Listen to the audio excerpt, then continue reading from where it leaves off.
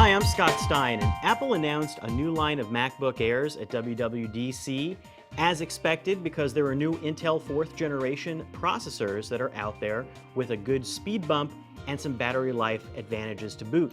And sure enough, Apple's claims on the new 2013 MacBook Airs, battery-wise, are amazingly impressive.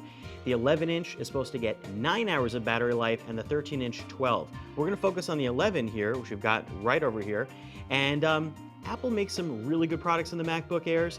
The decisions and the movement in these new models is a conservative one when you consider that you've got touchscreen laptops and all sorts of convertible tablets out there on the market. What Apple's providing here are a series of improvements internally.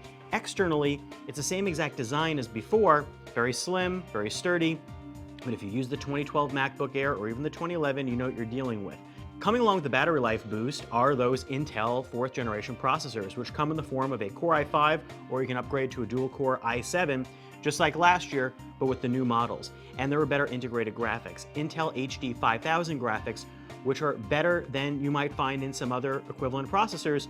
What you're going to get here are better gaming graphics, you're going to get better graphics and performance boosts for photo and video editing, and that's useful. Apple also claims a little bit of an SSD speed boost, but between that and the processor, what it means is you get a lot zippier at startup, switching applications, and general performance.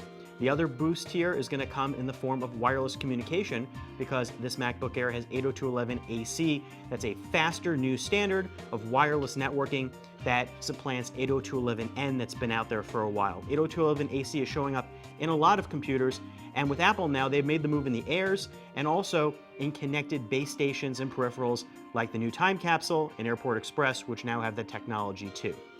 Another nice advantage here is that the new Airs are a little bit less expensive. You get more bang for your buck. The $999 MacBook Air 11-inch, which is the cheapest MacBook Air that Apple makes, it finally has 128 gigabytes of SSD storage, which is something we've waited for a while. Before it was 64 gigs, and that really doesn't cut it.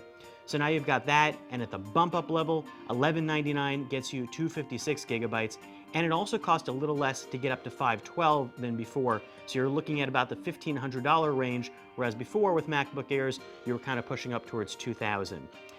That's about it in terms of really big changes here. You're dealing with faster and hopefully a really big bump in battery life, and you're paying a little bit less for it. Stay tuned for our full review. I'm Scott Stein with the new 11-inch MacBook Air.